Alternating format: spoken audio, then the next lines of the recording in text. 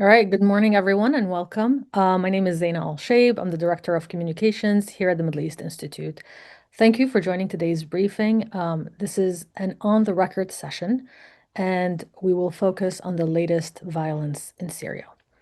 Unfortunately, hundreds of people were killed in Syria last week, following a new wave of deadly sectarian clashes, prompting renewed international involvement and casting doubt on the stability of the country's fragile transition. What is happening in Syria and how concerning is it? To answer those questions and more, we're joined by MEI's Charles Lister, his senior fellow and the head of the Institute's Syria Initiative. We're also joined by MEI's associate fellow, Gregory Waters. Gregory is a researcher who has conducted field work in Syria focused on sectarian relations and local governance. Thank you both for joining us today. All right, before we get started, as usual, we will have a substantive Q&A segment during this session. So if you'd like to ask a question, you're encouraged to participate. You could use the raise hand function here on Zoom or type your questions in the Q&A chat box here on Zoom as well. So let's get started. Charles, let's start with you. A lot of misinformation and oversimplification about what happened in Sueda, southern Syria last week. So let's start with the basics. What exactly took place and how concerning is it? Yeah, thanks, Zaina, and thank you for putting this together. And I'm glad we waited a little while for the dust to begin to settle to do something like this. It definitely helps in terms of putting everything into some perspective, and as you say now with this question, reflecting a little bit back on exactly, what actually happened and how did it all begin. And I think the how did it all begin bit is really important for me at least, which was, it was as simple as July 11th at deep at night. A vegetable truck belonging to a Druze man was stopped on the Damascus-Sueda highway. The driver was briefly taken hostage. His truck and all the vegetables were stolen. That was what started this whole thing. For 24 hours or so after that, we had tit-for-tat kidnappings in retaliation to that kind of motorway highway incident. Druze kidnapping Bedouin gunmen, Bedouin gunmen kidnapping Druze men. Tit-for-tat kidnapping sort of spiraled out of control over 24 to 36 hours afterwards. But the key thing to note really is that ultimately how this all began was a very localized conflict. Hostilities, tensions between Sueda's Bedouin communities, many of which are more settled now rather than the traditional Bedouin term, and the Druze community date back many, many years, way prior to the 2011 beginning of Syria's uprising. So these are sort of deeply rooted, localized tensions, mostly over smuggling routes, land property, land ownership disputes, and what have you. So first thing to note, it started as a very, very localized conflict. Another thing to note, number two, is that since Assad fell, the Syrian transitional government has had zero presence in Sueda. No military presence, no interior ministry, government service provision continues, but no government presence. The governorate building in Sueda has only ever temporarily been used by an appointed governor to Sueda, but not a governor of Sueda. The language used for Mustafa Bakur in that role has been different than the governors for all of Syria's other governorates. And according to a series of agreements between the transitional government and Sueda's sort of local notable leadership, that has remained the case, and that had remained the case up until this localized conflict.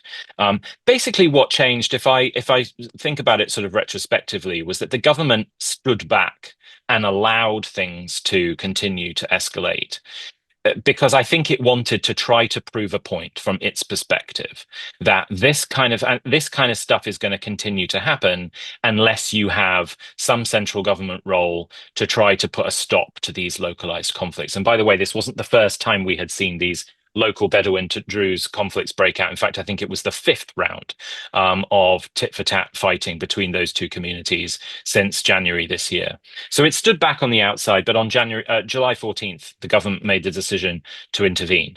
I know for a fact that prior to making that decision, there were consultations between the transitional government's representatives to Sueda and all of Sueda's religious and civil leadership. And the perception was that those consultations had resulted in an acceptance that a temporary government intervention was accepted. But of course, within about 30 minutes of government military troops crossing into Sueda province, government troops were ambushed by Druze gunmen. 10 were rounded up on the side of the highway and executed. Their bodies were piled up and used for celebratory photographs. And 8 others were captured, stripped down to their underwear, marched to a nearby village, and then subsequently executed too. That single incident meant that from the government's perspective, they were now all in. They went fully out on the offensive and began to advance into the governorate very aggressively. Unquestionably, that incident by itself also will have fueled the beginnings of the kind of crimes and atrocities that we saw committed unquestionably by fighters within and linked to the government. The third thing to note is Israel then intervened. For 2 primary reasons. Israel intervened because it has had this long-standing, since Assad fell at least, long-standing line that it has a duty to protect Syria's Druze minority communities. And the second reason, because it is insisting that all of southern Syria be demilitarized and that the transitional government have no real military capabilities in the south of the country. Israel's intervention began in Sueda. It then expanded west into neighboring Deraa governorate, and then subsequently into Damascus. And that only happened when government forces continued to advance into the provincial capital, despite a really intensive Israeli drone strike campaign. And of course, it was the strikes in Damascus that I think took the US government particularly by surprise. The fourth thing I'd highlight, and forgive me with all these different things, but the fourth thing I would highlight is the Druze community at a leadership level has been complicated for a long time. Absolutely no question that Druze leaders, I think, uniformly see Sueda and their Druze community as, in their own way, unique, having maintained at differing levels a kind of neutral stance throughout the entirety of the Syrian conflict. And since Assad's fall, have insisted on having a kind of special, unique status in terms of how they've engaged with Damascus and maintaining that kind of semi-autonomy. There are 3 senior religious leaders within the Druze community in Sueda. Hikmat al-Hijri is the big name that everybody knows, but there's also Yusuf Jarbu and Hanoud al-Hinawi. And those 3 are seen as the 3 leading representatives of the Druze religion, in Syria at least. 18 months before Assad fell, Hijri emerged as the central leadership figure. He pulled together a kind of civil society movement that sort of distinguished Sueda from the regime. It was calling for democracy, calling for the end of regime rule, and that really placed him in this kind of leadership position within Sueda at least. But as Assad fell, Hijri pivoted. And he unquestionably pivoted, gone from supporting an anti-Assad movement to emerging as the central figure that opposed the idea of conceding to this new transitional government that, of course, is run by, in his eyes, Takfiri jihadists who he's described to me in February are no different to ISIS. And so he emerged as the kind of leading figure that opposed that kind of those kind of concessions. 24 hours after Assad fell, a new militia formed in Sueda, literally the day after Assad fell on December the 8th, known as the Sueda Military Council. And that basically became the militia that was most close to Hijri. It also became the only militia in Sueda until recently that was brave enough to fly an Israeli flag very occasionally on Syrian soil. It is also a militia that half of its leadership council are former senior officers from the Assad regime's military and security service. So there are clear links back to remnants of the former Assad regime within that militia specifically. Months and months of dialogue followed after Assad fell between all these various militias, and that led to the kind of understanding I described earlier, whereby the government agreed it would never go into Sueda without the kind of prior agreement. Last 2 things to highlight, and I've spoken too long already. On July 14th and July 15th, we had ceasefires agreed in mediated negotiations between Damascus and all of the Druze leadership in Sueda. Um, and those ceasefires were comprehensive, and they weren't just about ending fighting, but they were to reframe again the agreement that had stood before between Damascus and Sueda, allowing Sueda and its Druze community to rule and to govern and to secure with the kind of open permission, tacit permission of the government. All of those ceasefire agreements were very rapidly then revoked by Hijri, which also added to this spiral of escalation, this idea that there was a spoiler in Sueda who was nixing all of these successive ceasefires. It contributed towards that spiral of aggression, and as did Israel's intervention. That really gave it this kind of zero-sum stature, that this was like a fight for the survival of Sueda, and from the other side, it was a fight for the identity of a post-Assad Syria, and that also contributed towards the spiral of escalation. And I think it's really important to understand those kind of perceptions on all of these different sides' minds and the role they play in spiraling escalation, not necessarily solutions. The last thing I'd highlight is the only reason we now are in a calmer place is because of international mediation. So first of all, if there is going to be an ultimate solution to Sueda, and by the way, we do not have it, the ceasefire that's in place right now is not a solution. We're still basically where we were before this latest bout of conflict, if not in a more challenging place. So first of all, the international community, the US, maybe the Europeans, but certainly the regional states are going to have to now double down on facilitating further mediation to try to come to a more long-term resolution. The irony here, of course, is that all of those players, the US government, Trump administration, the Europeans, who have all made this position clear in recent days, and all the regional states are solidly behind the idea that Syria's central government should be assuming full control and sovereignty over all of its territory. And yet, at the same time, of course, I think we've created these kind of deals that don't actually allow the government to do that. And we've also facilitated the kind of conditions that create atrocities, crimes, zero-sum conflicts that don't have easy resolutions.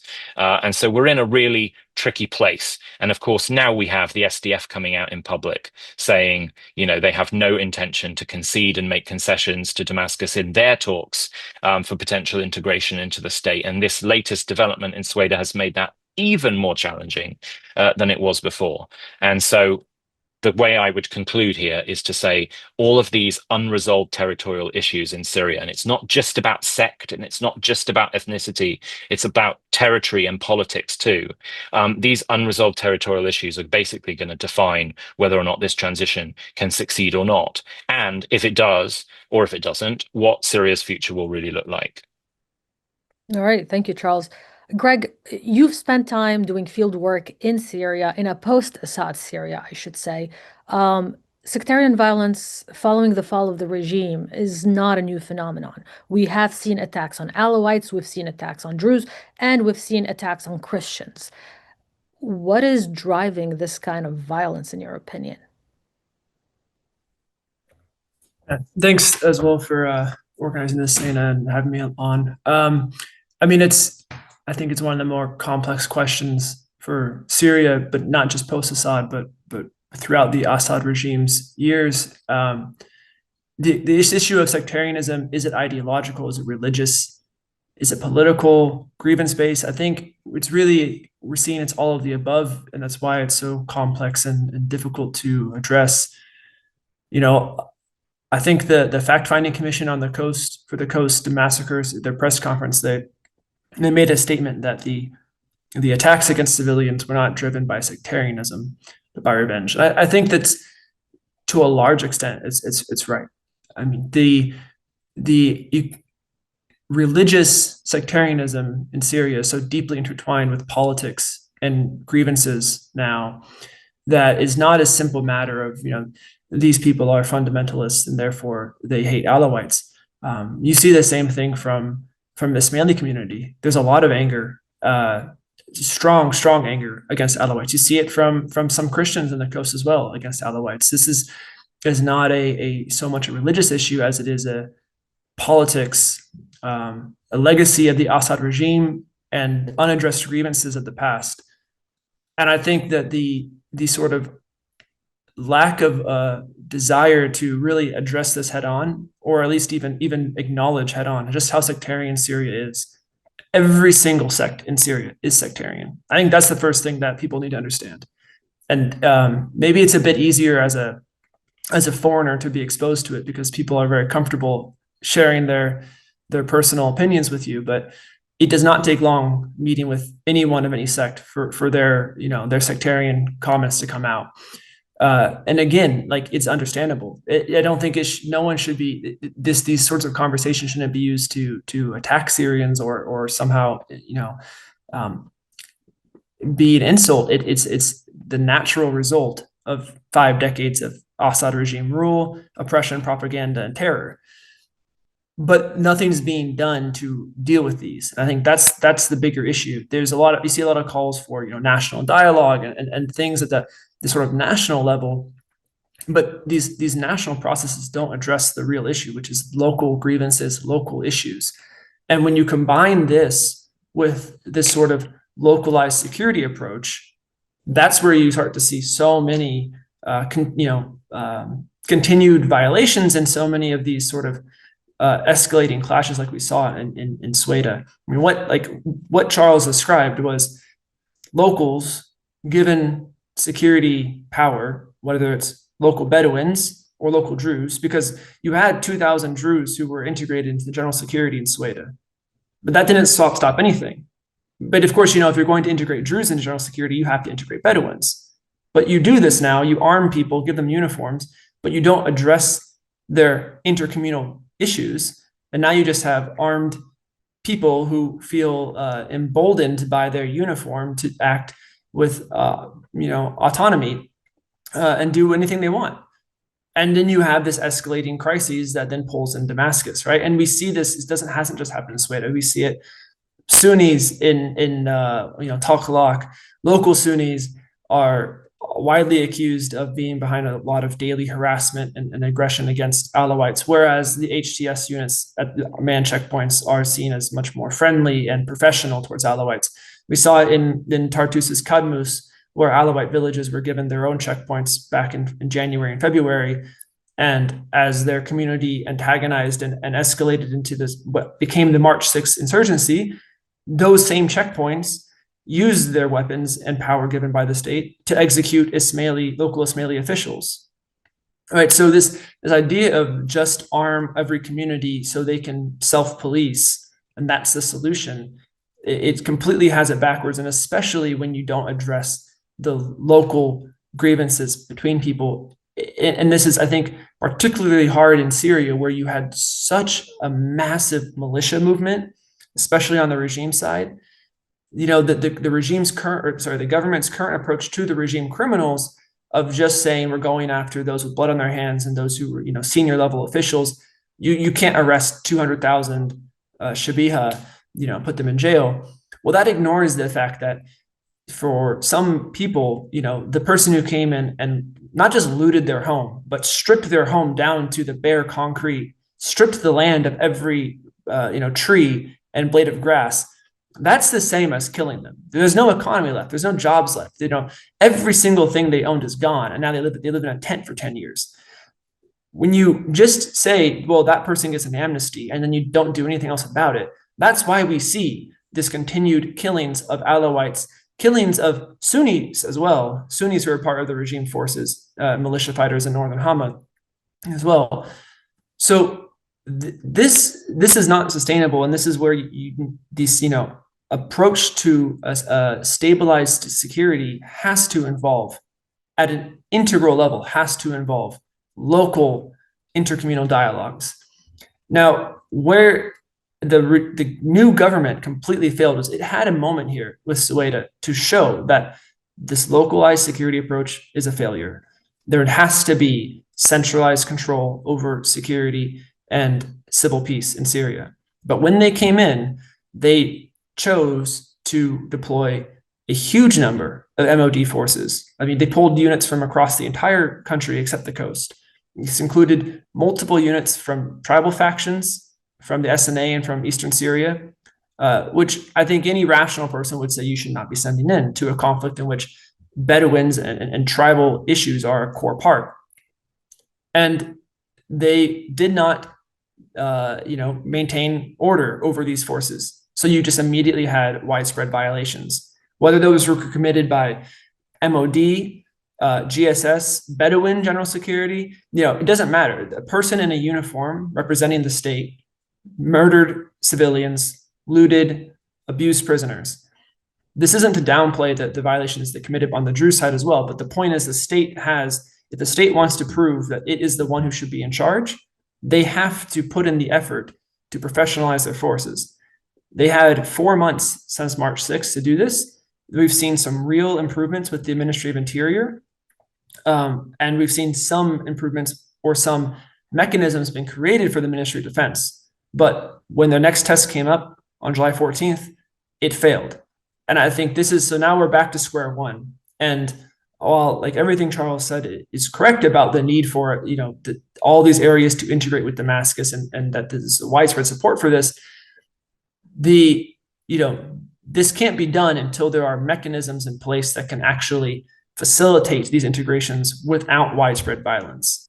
And I think Damascus on their part needs to just understand that they are not facing an existential threat by having Sueda exist in this unresolved semi-autonomous state.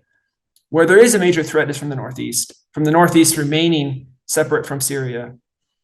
And they need to really take lessons learned from Sueda and apply them now to how they engage with the Northeast to ensure you don't have these spiraling intercommunal violences. Because when we look at the Northeast, if we were to pursue this localized security, apparatuses, and that means that you have a Kurdish SDF in charge of Arab areas or in charge of Arabs in their areas, what happens when they kill an Arab? And then now you have calls for another tribal mobilization or for Damascus to intervene, right? These current situations are not sustainable, but there needs to be real trust building from all sides now going forward to try and find a way to sort of merge these and begin the intercommunal dialogues that are needed at the local level. All right, thank you. I do want to get into the international involvement, but I do have several questions coming in, and I want to try and get through as many as we can today. The first question is from Dr. Eisen Morogi. He wants to know if you think these events in Sueda are an isolated incident or part of a systemic campaign against minorities. We've seen attacks on churches in the capital, in the suburbs of the capital, and elsewhere. Are they systematic? What is the government doing? How are they handling? You've both touched on it briefly, but Charles, can we start by going into a little more details? Yeah, it's quite a sort of open question in terms of how it's asked. If we're talking about the likes of ISIS, and there's been a smaller group that I think unquestionably is an affront for ISIS, that has unquestionably been committing a systematic campaign of attacks on minorities. They've claimed responsibility for a systematic campaign of targeted killings against Alawites, the Murshidi community, and others in various parts of the country. Is there a government systematic campaign against minorities? No, but I think as Greg has made very clear, when we see this far from perfect or very imperfect security approach to the state, to a transitional state coming out of 14 years of war, in which basically, to generalize, every single man in Syria has a weapon of some kind, and the idea is that you arm a hand-picked group of locals to take control. What has been made very, very clear is that on a basic security level, that doesn't work. And given the realities that Greg was talking about, and it's an issue that no Syrian wants to talk about for obvious reasons. It's an issue that no Syrian wants to acknowledge for obvious reasons. But sectarianism is a really real thing in Syria. And I heard it too in February. I had Ismailis come to me, and in fact, one Ismaili woman came to me and said, one day the Alawites are going to get what's coming to them. Because of things that happened decades ago, not because of things that had happened over the past 12 or 13 years. This is just a horrific consequence of more than half a century of rule in which the Assad regime weaponized minorities against minorities, minorities against majorities, in order to coup-proof the regime and keep the regime in power. And that, in the best of times, is a hard dynamic to manage and to keep under wraps. But we're not in the best of times. And so, to answer the question very specifically, no, there absolutely is not a systematic government campaign against minority communities, but brief time limited campaigns that do pick on and target minorities have clearly occurred over the last 6 months, but they're not just because sectarianism exists, but they are because of the kind of structure of the state and the structure of the transition and the profound lack of resources that exist to be able to keep those very real, deeply rooted realities under control. And, the one thing I think I've said in every single briefing I've ever done to a government or any kind of entity that is considering going into Syria or to engage with it is seriously temper your expectations about how stable you think Syria is going to look. I mean, the deeply rooted issues we're talking about here aren't going to be resolved in 6 months. They're unlikely to be resolved in 6 years. And this is going to be an extremely hard driver of instability for any transition to deal with. And it's not just because Ahmad al-Shara used to be al-Qaeda that we're dealing with this. This is much more to do with what Syria looks like after 14 years of civil conflict and 50 years of Assad regime rule. Gregory, anything to add? Yeah, I would just add that, I agree, there is absolutely no systematic campaign by the government against minorities. And you can see this in the varied ways the government interacts with minorities. I still think you cannot understate enough the importance of how quickly HTS closely cooperated with the Ismaili community before December 5th and since then. I really like this. I think I've said this story many times, but when you talk with the Ismaili leadership, they said the day before HTS entered Salamiyah, which was the first Ismaili town HTS captured during the offensive, we thought just like the Alawites did. We were convinced HTS was going to come and kill us all because we're, an offshoot Shia religion that doesn't have many really close ties with them. We don't know them. But this is, again, where I talk about how sectarianism is not just a religious issue. It is many opposition fighters know, or it's easy to show them how deeply anti-Assad the Ismaili community has been. They were right there in the protests in 2011. They were never able to become large armed movements because they are so deeply surrounded by Alawite communities, which would quickly mobilize into Shabiha networks to oppress them. But this shared political history, along with having a very cooperative and strong community, civil society, and local leadership, has made a very close relationship between the government and Ismailis. You likewise see it with Christians, although to varying degrees in different areas. And even now, after the March 6 massacres in the coast, there's Alawite mayors and Alawite, influential local Alawite figures. They have a very close relationship with political and security officials. I'm not going to go so far as to say there's like a genuine bond of trust between all these people. That you still lots of times hear accusations that, they work with us, they cooperate, they've made genuine reforms, but we don't think it comes from a place of empathy. It comes from a sense of their political duty, which is good. That's what a government should do. But the fact remains that the government, especially since March 6th, has really leaned on working with and closely coordinating with local Alawite officials to ensure there is stability in their areas.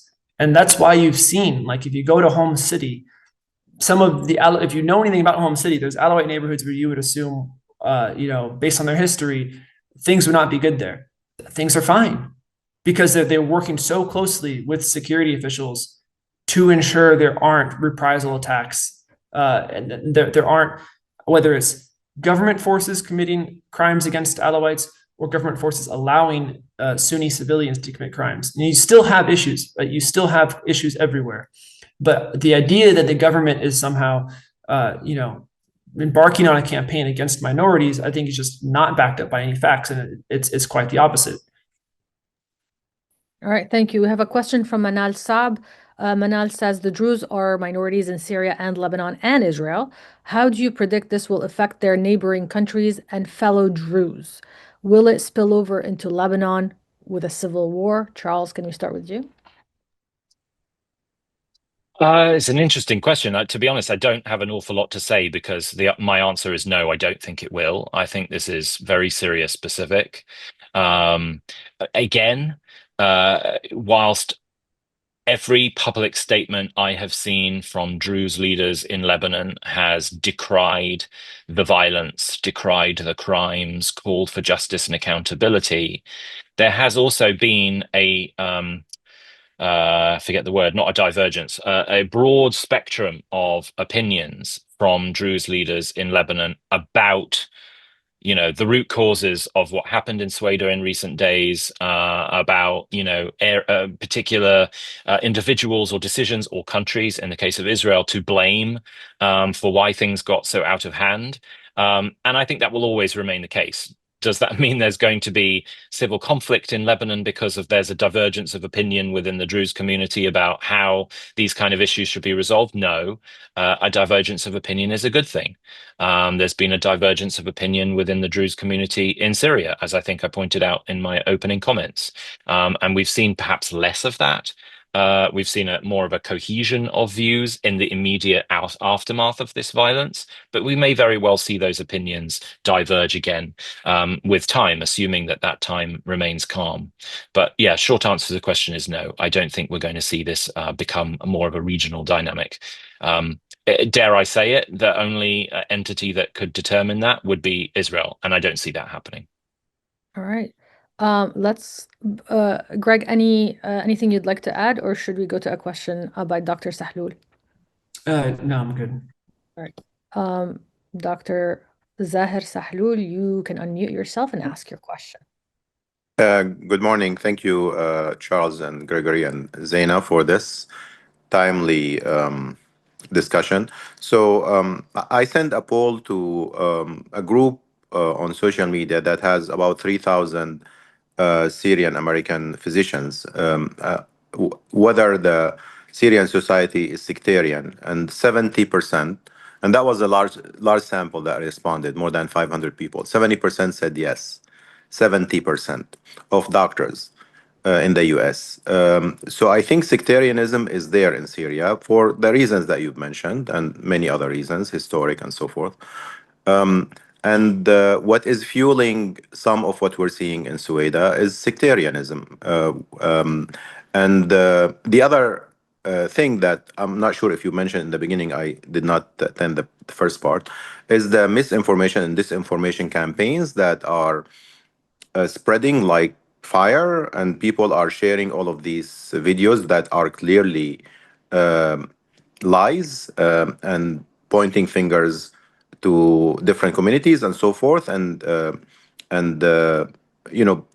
stereotyping the whole community in the same brush from all actors. But that means there is a tendency to believe this that because you want to believe it. And I believe that if the U.S. administration wants to help in Syria, which it looks like that, to make it stable or to keep it stable, they need to support peace-building effort within these communities and support civic society organizations that are working on peace building. This is the only way that we can prevent these flare-ups that may lead to the destruction of the whole process if it continued. Absolutely. Greg, would you like to comment? Yeah, I think that's exactly right. I mean, where we've seen genuine improvements in civil peace, even in areas where there's just still a lot of problems, is where you've seen local officials working hand in hand with civil society. And I really think, like in my opening remarks, I talked about the pitfalls of a localized security approach. well, you don't have to give local people arms to have them, involved in the civil peace and security mechanisms for their areas. That civil society, local civil society, is the tool for that. And I think one of the big problems Damascus has had is that it's been very unclear about the status of local civil society, what it is authorized to do, what it's not authorized to do, what constitutes a political body or political movement and what doesn't. And this has left regional officials it's up to them now to decide who they want to work with or don't work with, and how if they want to pressure a group into dissolving or just not working with it until it dissolves, or if they want to work hand in hand with it. And you certainly see some local officials who have just completely dismissed local civil society movements and local committees to their detriment. And you've seen other local officials that have realized the strength of these movements, and they've supported them. They work with them. They have a genuine relationship where, I mean, we're talking about people who can come into an office of a security official and yell at him, and have these like very open dialogues with these people that then results in changes. And that model exists, and it exists for many, many months in different parts of the country. Now we need to take that and generalize it across the country. Those officials that have been proactive and open-minded in how they work with these local movements, they need to, their systems need to be taken and applied to officials who are not open-minded. If those officials won't change their ways, they need to be dismissed.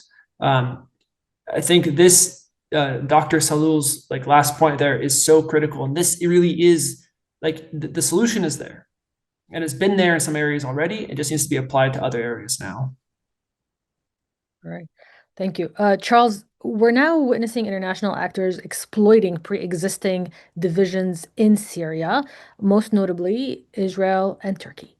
Let's address the Israeli involvement first. What are Israel's motives, and how do you see that situation playing out in Syria? So I touched on a little bit of this, I think, in the first question, but it's a big question to tackle. The Israelis were clearly not entirely happy with the emergence of a new government in the wake of Assad's fall. I mean, in the space of 7 to 10 days, they launched over 800 airstrikes across the country. So they made their feelings quite clear. I think in a October the 7th environment, the Israeli position is that they will not allow a potential future threat to develop anywhere near any of their borders. And so their posture now is to neutralize potential future threats. So it's not necessarily, as I've understood in my engagement with Israeli national security officials, it's not necessarily that they see the current government as an immediate threat right now. They worry that it might become one down the line, which is why they'd gone out initially to sort of neutralize its strategic military capabilities through those initial strikes. Since then, it's why we've also seen this establishment of an additional buffer zone, occupation of about 200 additional square kilometers of territory along the Golan Heights, daily incursions deeper into Syrian territory in which all civilians are being photographed and their fingerprints taken, presumably in order to keep an extremely close eye on the local communities in all of these areas. And then it's also why we've heard Israel's policy announce that they want southern Syria demilitarized. The additional kind of Druze protection policy, I think, is a lot more to do with domestic Israeli issues than perhaps it is to do with Syria in and of itself. That piece notwithstanding, of course, Israel had quite clearly found a proxy or a potential ally in Sueda through this Sueda Military Council and with Hikmet al-Hijri, whose repeated statements over the last 6 months calling for international protection are not calling for Jordan to protect it. They're not calling for America to protect. They are explicitly, albeit not using the word, calling for Israeli military protection. So they have found a proxy, they have found a partner, but I think it's a lot more to do with domestic Israeli dynamics. The problem is and this sort of brings Turkey into the equation, Israel's perception is that Turkey sees Syria as an opportunity to control this new country, and they also don't like that. And we were in a point a few months ago where, on one night, we almost had a full-on air standoff between the Israelis and the Turks over an airbase in the center of the country. Now, that's significantly de-escalated in more recent months, thanks to dialogue and negotiations. But this is now the new issue, issues like Sueda. And thankfully, we've actually seen Turkish diplomacy step in and seek to mediate dialogue. So ironically enough, as the Bedouins and the Druze were beginning to fight on July the 12th, or at least beginning to kidnap each other, there was a meeting in Azerbaijan, in Baku, a direct meeting between the Israelis and the Syrians to negotiate kind of confidence building measures and security mechanisms and agreements. And there was basically an apparent understanding in that meeting that the Israeli delegation had accepted that the Syrian government had the right to assert control and stability when localized civil conflicts erupt on its territory. And according to several international sources who were acting as observers in that meeting, as well as representatives of the Syrian government, who all spoke to me, that acknowledgement was perceived by Damascus as a de facto kind of yellow light, green light for what they then did in Sueda on July 14th, which was to enter in order to establish security and stability and control. Of course, that wasn't where we are. So we're right back to square one in terms of the dynamic between Syria and Israel, which is why we're now about to have some US mediated talks tomorrow to try, I think, to iron out some of these quite substantive disagreements. But what do you see as the fundamental requirements for these two neighbors, Syria and Israel, to find a resolution? I mean, listen, I'll be very blunt. I was in Syria in February, and I asked this question to a number of senior government figures, very senior government figures, and about, can you foresee a world in which Israel and Syria are, if not at peace, in a place where they are no longer antagonized or potentially hostile? And they all ultimately said, from the Syrians, said, well, we just have to. We don't have a choice. Of course, that's what we have to get to. So there is an openness in Damascus to getting to at least what they're calling a de-escalation agreement or a security agreement. Whilst their official negotiating position is that they want the Golan Heights back, which of course is an absolute non-starter when it comes to the Israeli side. I also know for a fact that their compromise point is a return to the 1974 disengagement agreement, basically a return to where things were under Assad, where some of the Golan Heights is still occupied by Israel. If that remains the case, I think it should be possible for them to come to that security agreement. The more thorny issues are not the territory. They are, Israel insists on having the right to have freedom of military action in Syria. If they choose to go and bomb something in Syria, they want the absolute unquestioned right to do that. And for a very young transitional government, that's quite a tough pill to swallow, to give up your sovereignty on, month 7. And I think it's issues like that are going to be much more challenging and will probably require some kind of guarantor status from external third parties, whether that be the US or somebody else. All right. Let's go to John de Blasio. Hi, Charles. Good to hear you. Thank you very much for your contributions. Greg, nice to meet you. My question really has to do with the direction of the transitional government and the U.S. policy and position on it. And from my observation point, it appears that the U.S. is very, very narrowly focused on the counterterrorism portfolio and the ability to extract itself from Syria, focusing on the emptying of al-Hol and factors around transition that are expedient rather than long-term. What is happening, particularly with Israel, is, as you pointed out, it's creating a sense of sovereignty and importance for a stronger central government which is unlikely to lead to a longer-term stability in Syria, and we lose the opportunity to create a stability through governance with a better constitution and a better framework. How do you see this best led by the envoy, Tom Barak, who seems to be very keen to find good answers to the problems? Is federalism a better outcome for Syria than a strong central government over the long term? How do we protect al-Shara so that he can evolve over time? Charles, you want to start, and then we'll go to Greg? Yeah, I'm happy to.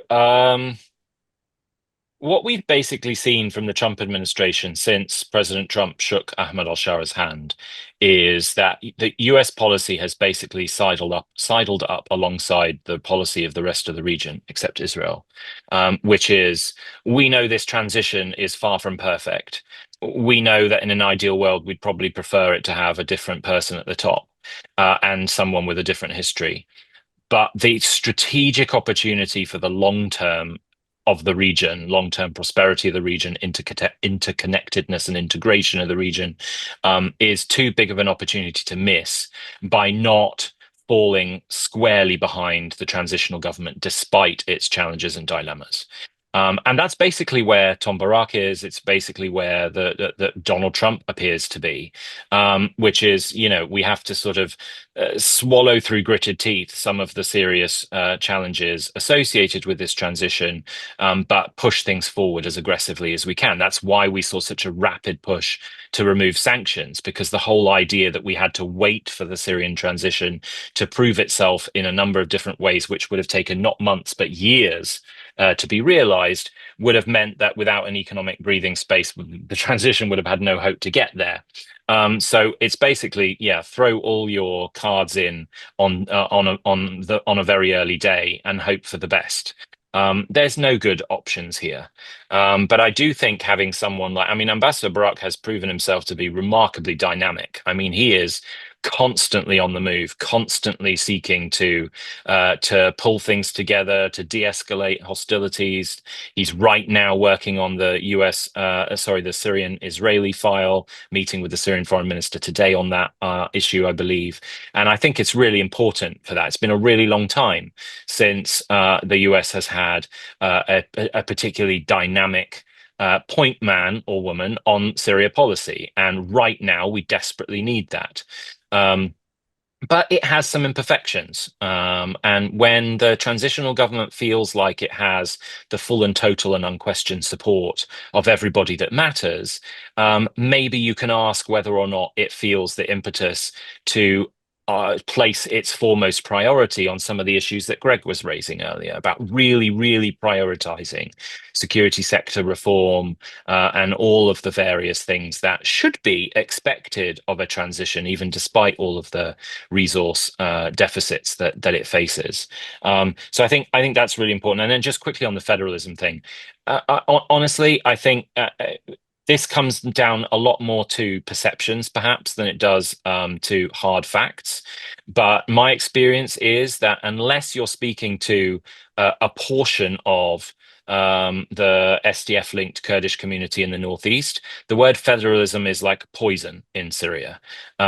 Decentralized governance is just a plain reality today. So that, the government figures can say they don't like the idea of decentralization all they want. We already have decentralized governance in most of Syria. And so for the government to just accept that that is a reality and then seek to replicate that in areas that are particularly challenging, like Sueda, like in the Northeast, would be a really big step forward. We have an education minister whose entire approach to education policy is decentralized education policy across the entire public sector in Syria. So we're already there. But to push towards federalism is, I would argue, a step too far, and that would risk seeing the kind of eruption of violence we saw in Sueda replicated itself in lots of other areas of Syria, which would clearly not be in our interests. All right, Greg? Yeah, just 2 points to make on this. First, on sort of the spectrum of U.S. engagement. I think one of the things that really came out with what happened in Sueda was how vulnerable the new Syrian state is to foreign intervention. With the 24, 36-hour Israeli campaign, it just completely flipped what was going. The approach, the plan. It killed dozens and dozens of soldiers, forced everyone out of Sueda, opened the door to reprisal ethnic cleansings, and now the eviction of thousands of Bedouins from their homes, probably not going to return for a very long time.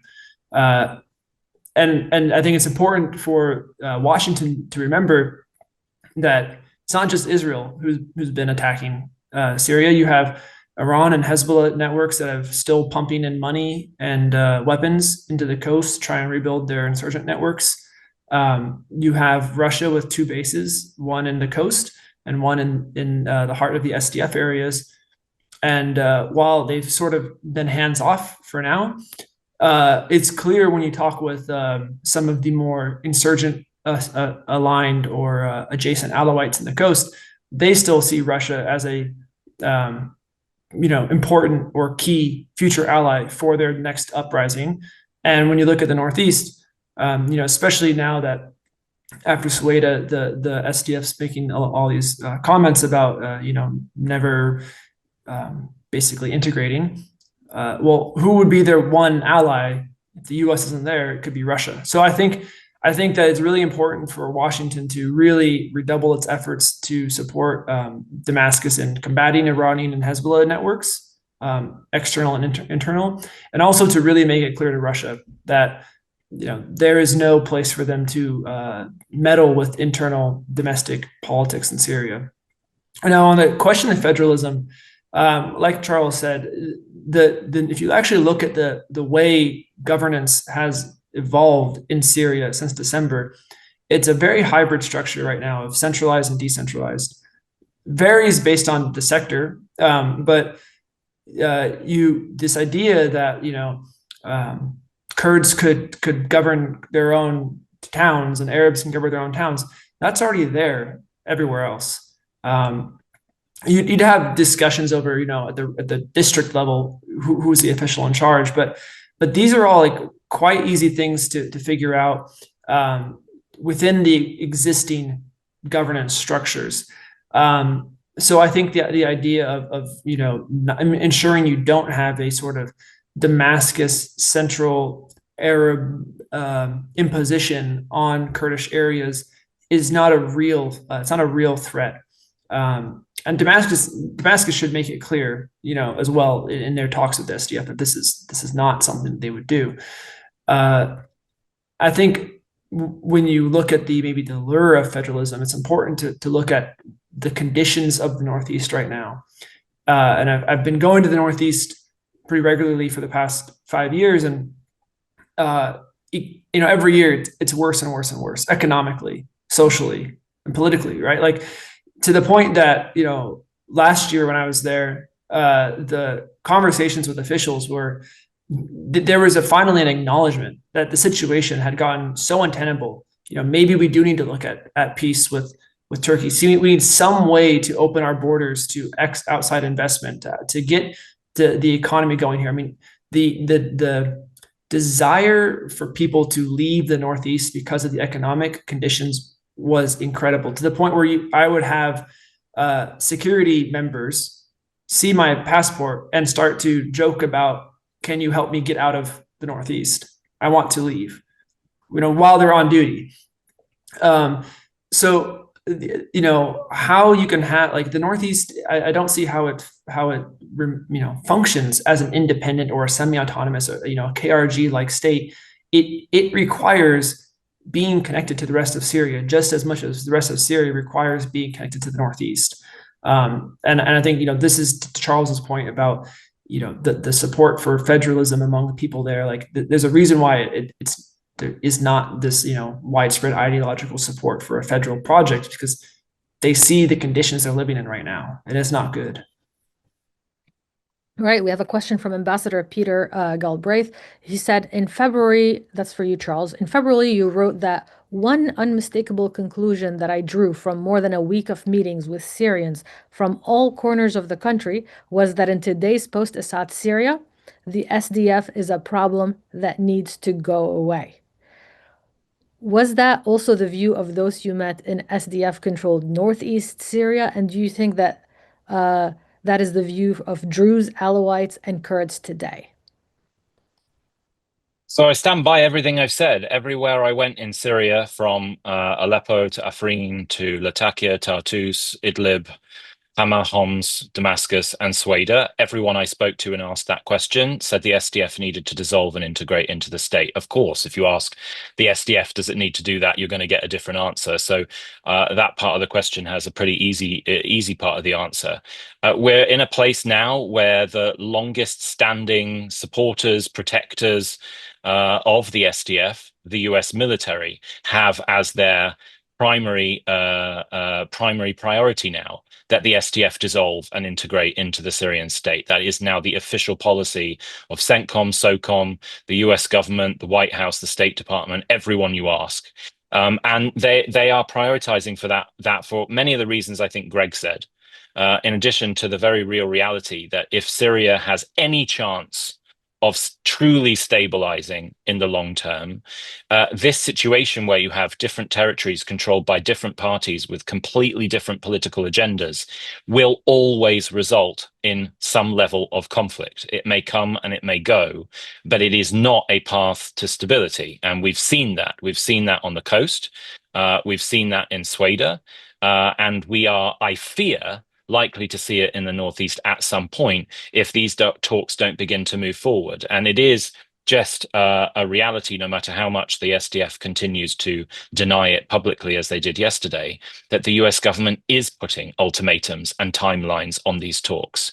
They are being put in an increasingly tight corner in terms of having to negotiate this kind of an agreement with Damascus. So yes, I stand by everything I said. Now, but I also stand by what I said a few minutes ago, which is that decentralized governance is just a reality. It's a reality that, as Greg said, already exists in other areas of Syria. And it is a reality that could exist if we come to the kind of agreement that is already on the table for the SDF in the northeast, which includes, for the first time in Syria's history, full rights to Kurds, Kurdish language, education being a national right. There are seats on the table in a future reshuffled transitional government for Kurds and members of both the autonomous administration and the SDF being offered by Damascus, and many other things that certainly the Assad regime never put on the table in its talks with the SDF prior to December last year. So there should be a deal, is where I would finish.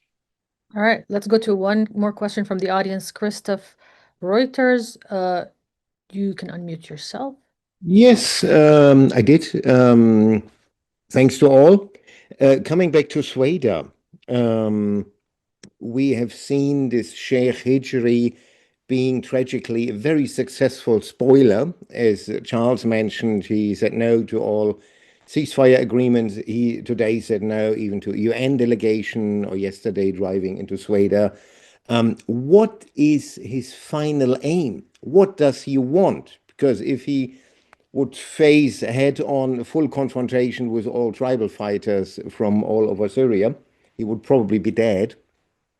What does he want? Charles, you want to start? And then we'll go to Greg. It's a tough question. I mean, he clearly wants to be seen as the representative of the community and not just from the religious perspective. That was, as I think I said in my opening remarks, a status that I think he had more or less acquired for himself politically and civilly prior to Assad's fall through his backing for the sort of peaceful protest movement in Sueda. We shouldn't also forget that just 2 months before he started, 2 years before he started doing that, he was whole hog in support of Assad. So this guy has a track record of being somewhat chameleonic in nature. He will continue to adapt, but ultimately it has always been to protect his perceived position of leadership, representing the Druze community in Syria. And I assume that will continue to be the case. Clear that on an ideological level, he has zero trust or faith in the transitional government. I don't expect that is likely to change. The only way that the dynamic that we're currently in, which is basically where he has now reassumed his position as kingmaker, the only way that's likely to change is if we start to see what we have seen in the past, which is a slow peeling off of his other Druze counterparts, not necessarily in open opposition to him, but in having more of a nuanced position vis-a-vis Damascus, which is where we were 12 days ago, where Jarbu and Hinawi, as the other two of his kind of the Druze triumvirate, were very open to the idea of continuing to negotiate with Damascus. They were the main negotiators making deals that had comprehensively resulted in repeated, stability accords and the integration of, as Greg said, general security into Sueda over periods of time. So my hope is we'll get back to that place where we can have a more nuanced discussion within Sueda about Sueda's future. Right now, there is no nuance. And of course, not surprising, given the violence that has been, meted out and directed in that direction.